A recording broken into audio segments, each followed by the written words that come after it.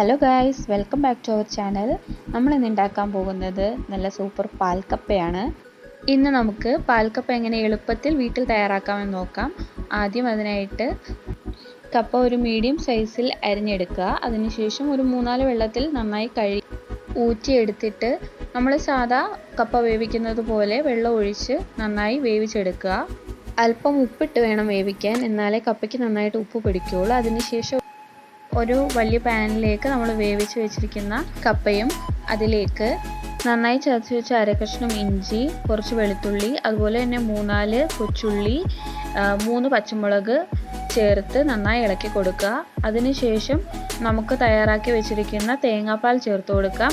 1-ാം പാൽ 2-ാം പാൽ എന്നുള്ള അളവിലല്ല ഇവിടെ ചേർക്കുന്നത്, ഒരുമിച്ചാണ് ചേർക്കുന്നത്, ഒരേപോലെയാണ് ചേർക്കുന്നത്. അത് ചേർത്ത് കൊടുത്തതിന് ശേഷം നന്നായിട്ട് ഇളക്കി ഒന്ന് വേവിച്ചെടുക്കുക. അത് തിളയ്ക്കുന്ന വരെ നന്നായിട്ട് ഇളക്കി കൊടുക്കുക, അടുക്കി പിടിക്കാതെ നോക്കണം.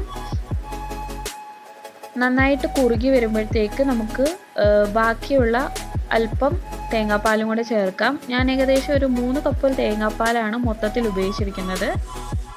നമുക്ക് ഈ തേങ്ങാപ്പാലും കപ്പയും നന്നായിട്ട് കുറുകി വരണം. കുറുകി വരുന്നവരെ നമുക്ക് ഇളക്കി കൊടുക്കാം. ഇപ്പം നമ്മുടെ തേങ്ങാപ്പാലും കപ്പയും നന്നായിട്ട് കുറുകി വന്നിട്ടുണ്ട്, നന്നായിട്ട് തിളയ്ക്കുകയും ചെയ്യുന്നുണ്ട്. ഇനി നമുക്കിതിലേക്ക് നമുക്ക് ആവശ്യത്തിനായിട്ടുള്ള ഉപ്പ് ചേർത്ത് കൊടുക്കാം. വേവിച്ച സമയത്ത് മാത്രമേ നമ്മൾ ഉപ്പ് ചേർത്തിട്ടുള്ളൂ, അപ്പോൾ ഉപ്പ് നോക്കിയിട്ട് വേണം അത് ആവശ്യമായിട്ടുള്ള ഉപ്പ് ചേർത്ത് കൊടുക്കാൻ വേണ്ടിയിട്ട്. ഒരുപാട് കട്ടിയായിട്ട് കുറുക്കണ്ട, കാരണം അത് ഇരിക്കും തോറും പിന്നെയും കട്ടിയാവാനുള്ള ചാൻസ് ഉണ്ട്. അതുകൊണ്ട് ഒരുപാട് നമ്മൾ കട്ടിയാക്കി എടുക്കണ്ട. ഈ ഒരു സമയം കൊണ്ട് നമുക്കതിലേക്ക് ചേർക്കാനുള്ള താളിപ്പ് തയ്യാറാക്കിയെടുക്കാം. അതിനായിട്ട് നമുക്കൊരു 2 ടേബിൾ സ്പൂൺ വെളിച്ചെണ്ണ ഒഴിച്ച് അത് ചൂടായി വരുമ്പോഴത്തേക്ക് 1 ടീസ്പൂൺ കടുകിടാം. അത് പൊട്ടി വരുമ്പോഴത്തേക്ക് നമുക്ക് ചെറുതായി അരിഞ്ഞു വെച്ചിട്ടുള്ള കൊച്ചുള്ളി, ഒരു 4-5 കൊച്ചുള്ളി ചേർത്ത് കൊടുക്കാം. നമ്മുടെ കൊച്ചുള്ളി ഒന്ന് നന്നായി മൂത്ത് വരുമ്പോഴത്തേക്ക് നമുക്കതിലേക്ക് ഒരു 3 ഉണക്കമുളക് ചേർത്ത് കൊടുക്കാം.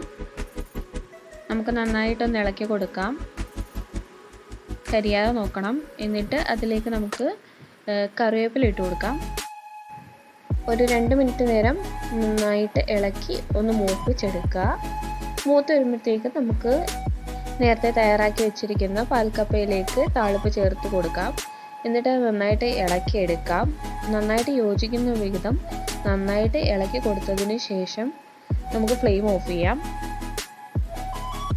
തേങ്ങാപ്പാൽ ഒഴിച്ചതിന് ശേഷം ഒരു 5-6 മിനിറ്റ് ഒരു മീഡിയം ഫ്ലെയിമിലിട്ടാണ് നമ്മൾ നമ്മുടെ പാൽക്കപ്പ തിളപ്പിച്ചെടുത്തത്. അങ്ങനെ നമ്മുടെ പാൽക്കപ്പ ഇവിടെ റെഡി ആയിട്ടുണ്ട്. നമ്മുടെ വീട്ടിൽ തന്നെ എളുപ്പത്തിൽ തയ്യാറാക്കിയെടുക്കാൻ പറ്റുന്ന ഒരു ഐറ്റമാണ് ഈ പാൽക്കപ്പ. അധികം ചേരുവകൾ ഒന്നും തന്നെ ഇതിനാവശ്യമായി വരുന്നില്ല. ഒരു 10-15 മിനിറ്റ് തന്നെ എളുപ്പത്തിൽ തയ്യാറാക്കിയെടുക്കാൻ പറ്റുന്ന ഒരു വിഭവമാണിത്. നല്ല കുടംപുളിയിട്ട മീൻകറിയും പാൽക്കപ്പയാണ് ബെസ്റ്റ് കോംബോ. എല്ലാവരും ഒന്ന് മസ്റ്റായി ട്രൈ ചെയ്യേണ്ട ഐറ്റം തന്നെയാണ്.